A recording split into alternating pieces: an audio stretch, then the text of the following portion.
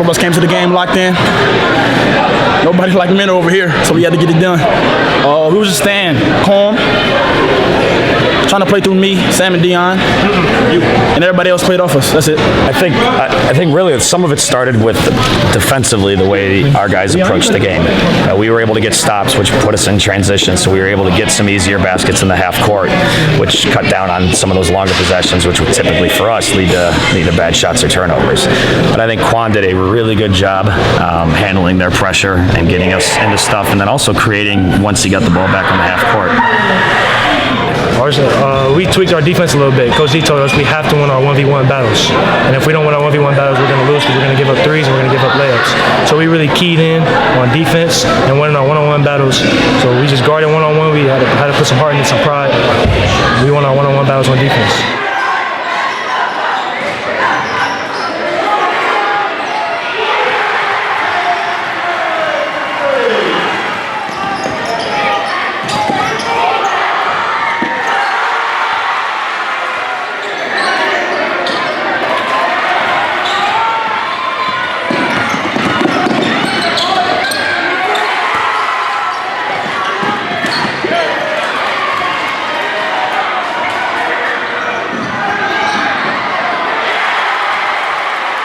10 games in, you guys have only been at full strength for maybe 4 of those games, and now the last 2. Yeah, so I think hopefully we're going to catch a bit of luck and build some momentum. But I do think the one thing that, you know, that being down some guys like a lot of teams are this year has helped us find some depth, and it's given some other guys some opportunities. Guys, the sophomores, Jeremy Wilson and Cam Brown, when other guys were out, they had to play 25 minutes a game, and that, I think, really pays dividends in a night like tonight, where they can step up and step in and give us big plays. Cam hit some big threes, and Jeremy defensively and at the end getting rebounds helped close us out. And maybe they're not ready for this game if they weren't forced into action a little bit earlier in the season when we were a little shorthanded.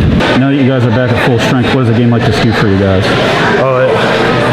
It's crazy. Just to know that we can beat a team like Menor. Coach D says Menor is one of the best teams in the state, and it's going to be a big challenge for us.